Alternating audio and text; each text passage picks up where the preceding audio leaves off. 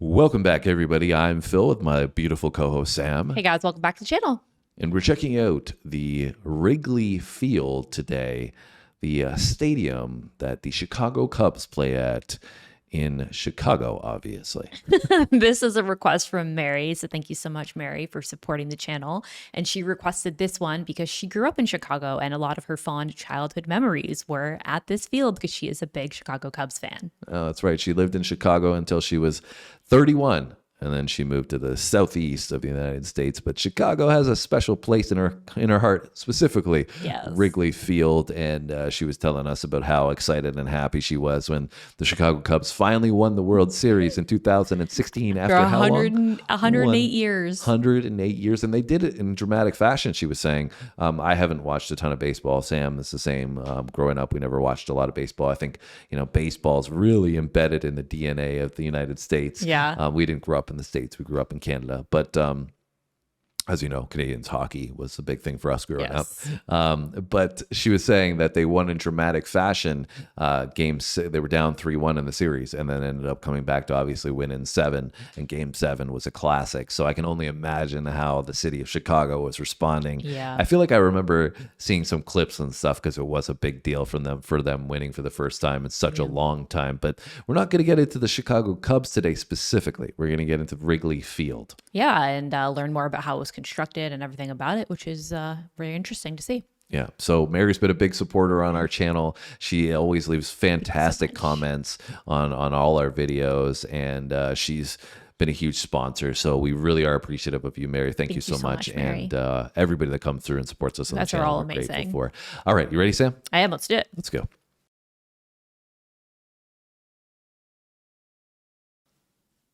Is Wrigley Field, the most iconic stadium in MLB and the beating heart of Chicago baseball. Built over a century ago, it remains one of the most beloved ballparks in the world. With its ivy-covered walls, hand-operated scoreboard, and tight urban footprint, it defies modern stadium trends and stands as a living monument to baseball history. But keeping it that way hasn't been easy. From resisting night games for decades to undergoing major renovation, Wrigley has fought to preserve its past while adapting to the future. So, how did this century-old stadium survive in an era of billion-dollar mega arenas? That's a good question. This is the story of how Wrigley Field became MLB's most iconic stadium. Chapter 1, the background. Before it became the beloved home of the Chicago Cubs, Wrigley Field had a different name, a different team, and a very different future ahead of it. In 1914, it opened as Weeghman Park, named after Charles Weeghman, a businessman who owned the Chicago Whales, a team in the short-lived Federal League. Designed by architect Zachary Taylor Davis, this stadium, with a seating capacity of 14,000, was built in just 2 months at a cost of $250,000, around $7 million in today's money. Wow. An astonishingly small sum compared to the $1.5 billion price tags of modern superstadiums. That's wild. But when the Federal League crumbled in 1915, Weeghman was left with a brand new stadium and no team to fill it. Rather than admitting defeat, he made a bold move that reshaped baseball history. He bought the Chicago Cubs and gave them a new home. By 1920, the team was thriving in what had been renamed Cubs Park, and the stadium was quickly earning a reputation as one of the most intimate and exciting venues. Unlike New York's Polo Grounds, which was known for its deep center field and sprawling footprint, Wrigley Field was smaller, tighter, and closer to its fans, creating an energy that would become a defining trait of the stadium. That's cool. By 1921, William Wrigley Jr., the chewing gum mogul, became the majority owner of the Cubs, bringing his business savvy and vision to the franchise. In 1926, he put his stamp on history, renaming the ballpark to Wrigley Field, ensuring its place as a Chicago institution for generations to come. Then came 1937, a year that would redefine Wrigley Field's identity. That's when a bold idea took root, transforming the stadium's outfield walls with a lush layer of ivy, a feature that would become one of the most recognizable sights in baseball. That same year, the now famous hand-operated scoreboard was installed in center field, a relic of the past that, even today, stands stubbornly untouched by the digital age. By the 1940s, every other major league ballpark had installed lights for night games, but Wrigley resisted, committed to preserving daytime baseball. In 1941, plans were briefly made to install lights, but after Pearl Harbor, the 165 tons of steel intended for the project were donated to the war effort, and the idea was abandoned. It wasn't until 1988, over 50 years after the first ever MLB night game was played at Cincinnati's Wrigley Field, that Wrigley Field installed lights, becoming the last MLB stadium to do so. The long-awaited change came under the Tribune Company, which had purchased Wrigley Field and the Chicago Cubs from the Wrigley family in 1981, ending over 6 decades of Wrigley ownership.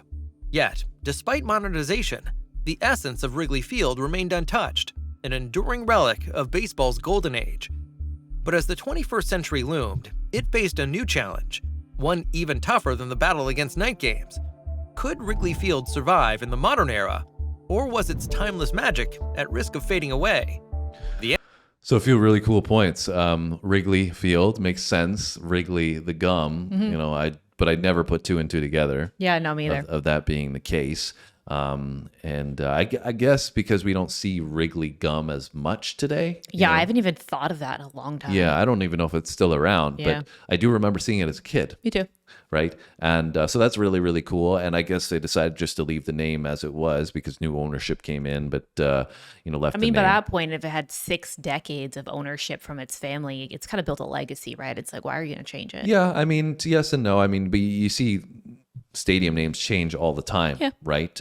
Even the other day, you were trying to think about what was the Sky Dome called. That's because in my head, it's still the Sky Dome. Sky Dome, it's called Rogers Center, right? But anyways, so we've got the historical element in this is still very, very much going through this process at the moment. I don't know what's going to happen as we go into the future, but one thing is still for sure is that they haven't completely gone to the digital side with the scoreboard, right? Yeah. Which adds this really cultural, historical element, right? Yeah, I think it really probably, if you're like a serious baseball fan, right, and you've been, especially if you're older and you've been a baseball fan for a long time, you probably really appreciate that, like that authentic experience.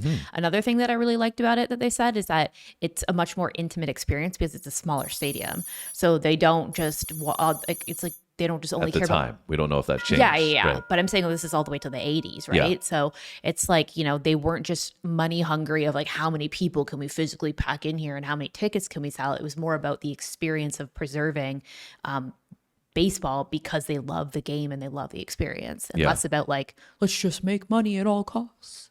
Yeah, I think, the cultural element, sports itself, it's an art form, right? And so I think that plays into the nostalgia of, looking back in history, and that when you preserve that, we've seen, we've done videos on architecture, like, UK cities, the oldest cities, stuff like that. That in itself is an attraction, right? Of why people want to go somewhere. And so now, we're only 4 minutes in, but it's like, I can see the allure of Wrigley Field and I didn't understand before already. Yeah. Well, you're kind of like, it's just another stadium, right? Whereas now you understand what sets it apart. Exactly. The answer is coming next.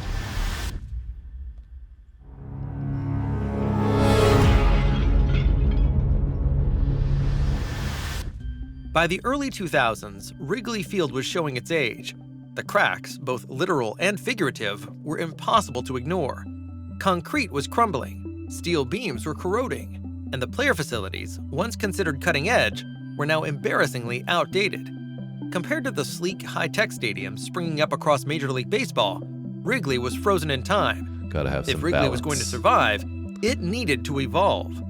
But the biggest challenge wasn't just modernizing the stadium, it was doing it without destroying its soul. In 2009, the Ricketts family acquired the Chicago Cubs and Wrigley Field from the Tribune Company. 4 years later, they unveiled an ambitious plan to restore and modernize the century-old ballpark. Our goal was to preserve Wrigley Field so that the next generation of players will create lasting memories on the same field that so many Cub greats have played on. Called the 1060 Project, after Wrigley's historic address at 1060 West Addison Street, it was a delicate operation, like performing surgery on a living monument. The first challenge was reinforcing the structure itself. Engineers discovered that parts of the upper deck had moved slightly over time, and the steel framework beneath the stadium had weakened. To stabilize the structure, workers installed 1,000 tons of high-strength steel, similar to the kind used in modern skyscrapers, carefully reinforcing the existing framework without altering Wrigley's classic appearance. Beneath the surface, crews poured 3,000 cubic yards of fresh concrete, replacing the old, crumbling foundation piece by piece. Every step had to be taken with surgical precision. One wrong move, and a part of history could be lost forever. But stabilizing the stadium was only part of the challenge. Wrigley's iconic ivy-covered walls, a defining feature since 1937, posed their own problem. Renovating the outfield meant rebuilding the brick wall behind the ivy, but removing the ivy itself would have been unthinkable. Instead, engineers developed a careful process. Temporary barriers shielded the ivy while workers reinforced the wall brick by brick. The original bricks, each weighing nearly 10 pounds, were carefully removed, cleaned, and reset in the exact positions they had occupied for decades. Oh my gosh. The ivy remained untouched, blending seamlessly into the newly fortified wall as if no changes had been made at all. That's cool. While the Wow, outfield that's walls were being crazy. preserved, another transformation was happening beneath the stadium. One of the things that I don't think we had a full appreciation for when we took control of the team was just how bad the player facilities really were. We had the worst facilities in baseball. For years, Wrigley had been notorious for having some of the worst player facilities in Major League Baseball. The Cubs clubhouse was small, outdated, and lacked the training and recovery spaces found in modern ballparks. Expanding outward wasn't an option. Wrigley was surrounded by city streets and rooftop buildings, so engineers went underground. Beneath the ballpark, they constructed a 30,000 square foot, state-of-the-art clubhouse, roughly half the size of a cool. football field, Wow. complete with a hydrotherapy room, cryotherapy chambers, a cutting-edge weight training facility, and a high-tech analytics room. The new clubhouse finally brought Wrigley's behind-the-scenes features into the modern age. For fans, the most notable change was the addition of two massive video boards, one in left field and one in right. Measuring 42 feet high and stretching 95 feet wide, roughly the length of a standard NBA basketball court, these high-resolution screens marked a dramatic shift for Wrigley Field, which had resisted digital displays for decades. Some fans feared the video boards would ruin the ballpark's old-school charm, but others welcomed the change. For years, the buildings surrounding Wrigley Field had turned their rooftops into prime viewing spots, offering fans a one-of-a-kind experience, watching Cubs games from high above the action, beer in hand, without ever stepping inside the stadium. It became an unofficial extension of Wrigley's charm, and some rooftop owners even struck profit-sharing deals with the team. But in 2015, everything changed. When the Cubs installed massive video boards, rooftop owners cried foul, claiming their once perfect sightlines were now blocked or ruined. Lawsuits flew, tensions escalated, and the battle over Wrigley's skyline became nearly as heated as the games themselves. Wow. But despite the controversy, the renovations continued. The concourses were expanded, restrooms and concession stands were upgraded, and Wrigley Field was modernized without losing its historic charm. Such an interesting dynamic there, right? Because you have some of these people that probably purchased these properties for that purpose of being able to watch the games from there, right? And then as a real estate professional, you're selling it that way, and the value of the home that you're purchasing or the apartment building is much higher. And then all of a sudden they build something in front of it and that's no longer there. But the counter to that is that people's experience of what they're paying for to go to the ballpark, is being improved by implementing these screens. And so as an owner of the team, it's like you're not concerned with somebody's view outside the park, you're concerned with what's going on inside the park. But then on top of that, you have the complete package of trying to maintain the nostalgia, what the Chicago Cubs represent, the historical context, the value of that. So you're trying to balance everything all together. And I think that it is a juggling act, right? Because you want to make sure your players, because it's a professional team, need to have the services, the rehabilitation process that they require, the analytic component, making sure that your team is going to perform at the highest degree, because the fans, that's ultimately that's what they want. They want the team to win. Yep. And really interesting to see that they've made all these upgrades, and now we're leading up to 2015, and then we know what happens fans in 2016. So it seemingly may have paid off there.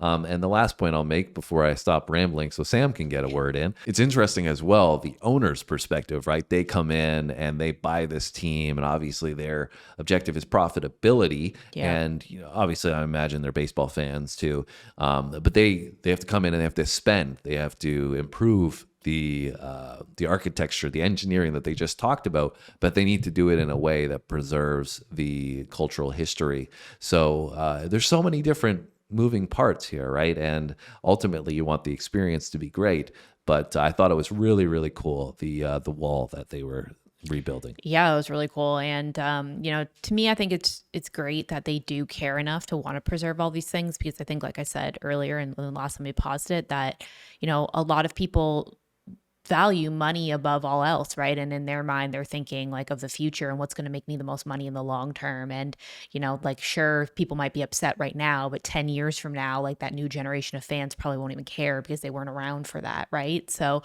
I think that it's a delicate balance of, preserving history and the experience that generations and generations have been able to have, and also what makes this stadium and the Cubs unique to other organizations, but also keeping it in a way that is going to be able to progress forward and continue to keep viewers or fans engaged as technology progresses and things evolve, right? I feel like that is very hard to find that delicate balance, and it sounds like they're doing a good job of that. Well, the other last thing I'll say, but we'll get back into it, is some of the incentive as well is if you don't improve it and you just leave it the way it is for cultural significance, it also could be viewed that you're not doing anything to improve the experience or improve the team. And things change, right? Like over time. But you're just doing it, what I was going to say, we mentioned profitability, right? So by not spending to improve, it means you're keeping more of the money to yourself. Yeah, but at the same time, if you're not spending to improve and people don't want to come watch anymore because the stadium is like literally degrading, I'm then saying like nobody's going to pay your ticket price, right? Yeah, but I'm saying that if you use the mantra of we don't want to spend and digitize and do all these things because it's going to ruin the cultural significance of the Chicago Cubs, that could be misleading. You could be saying that so that you just don't spend money, right? And then the pushback will be from people that are going to the field, and it's a terrible experience because things are breaking and cracking and whatever, and the players don't want to come there and all that stuff. You're really, like I said, playing it off as I just don't want to spend money because I want to keep it for myself and I don't want to have to upgrade all these things. But it's actually a deterrent for a lot of growth that you're referring to. And then you have people come in, new owners come in, and they spend, and they improve all these things, and it's actually a great experience now. But it's that difference in the messaging. You could be lying by saying, oh, I just want to preserve it, but it's actually because you just didn't want to spend any money. And so I could picture fans getting frustrated, for sure, being on the external side of things, being like, yeah, this person's just saying that because they don't want to spend money. Our stadium sucks, and that would be an ulterior view to, oh, I'm preserving the cultural significance. Yeah, for sure. Stands were upgraded, and Wrigley Field was modernized without losing its historic charm. From its original 14,000 seats in 1914, the stadium had steadily grown through multiple expansions, reaching 35,000 by the 1960s and 39,000 by the late 1980s. Today, it holds 41,649 for baseball games, with luxury suites and open-air rooftop patios within the ballpark itself. Yet, even with all these upgrades, one thing never changed. That scoreboard. The heart of Wrigley Field remained the same. The ivy still climbed the outfield walls. The manual scoreboard still stood in center field, operated just as it had been since 1937. Wrigley wasn't alone in balancing modernization with preservation. For example, Fenway Park upgraded its facilities while keeping the iconic Green Monster intact. But Wrigley took it a step further. It didn't just modernize, it reinforced, restored, and evolved. More than merely surviving, Wrigley Field has stood the test of time, outlasting generations. But as MLB embraces smart stadiums and AI-powered experiences, will this 100-year-old ballpark keep up? That's the answer may surprise you. C.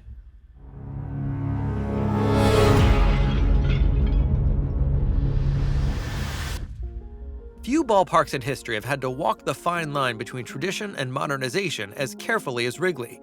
And yet, Through decades of expansion, controversy, and reinvention, it has remained one of the most beloved venues in all of sports.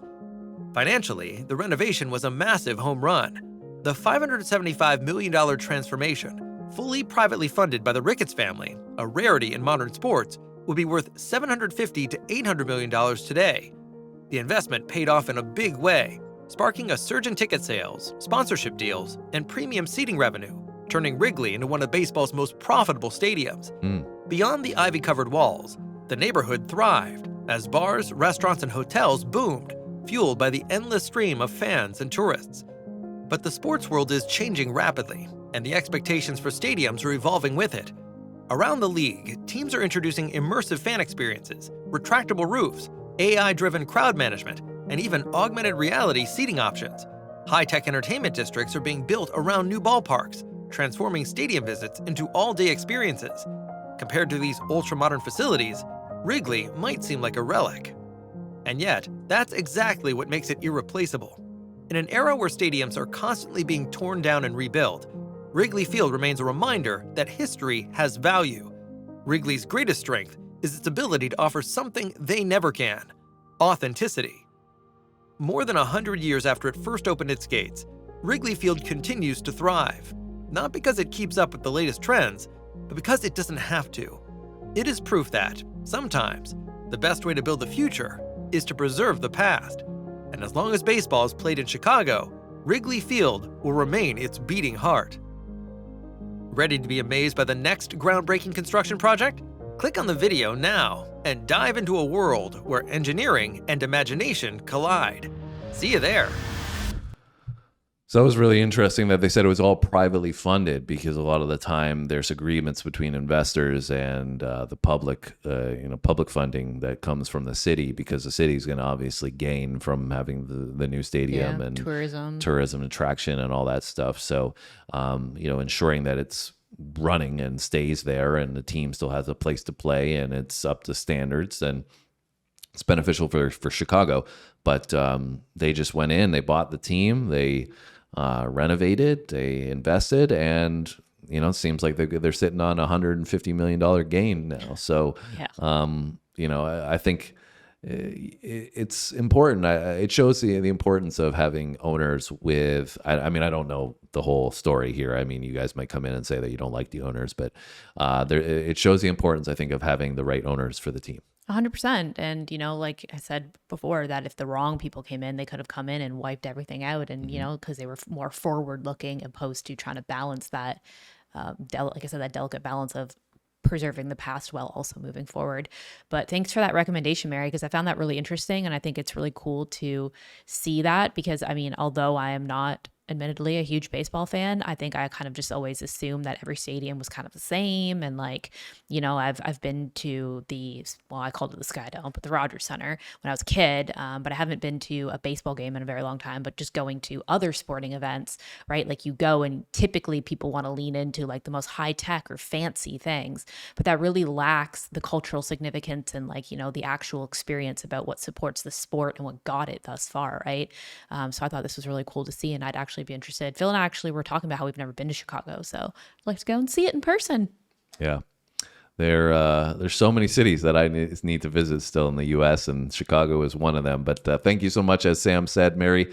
We really appreciate you supporting the channel and getting us to check out something different. Hopefully, there's some residents of Chicago that are there with you enjoying this video as well. And if you guys got any other recommendations for content like this, because you really enjoyed checking it out with us, we're always open to insights. So drop them down below in the comments section. Have a great day. We'll see you on our next video. Thanks for watching.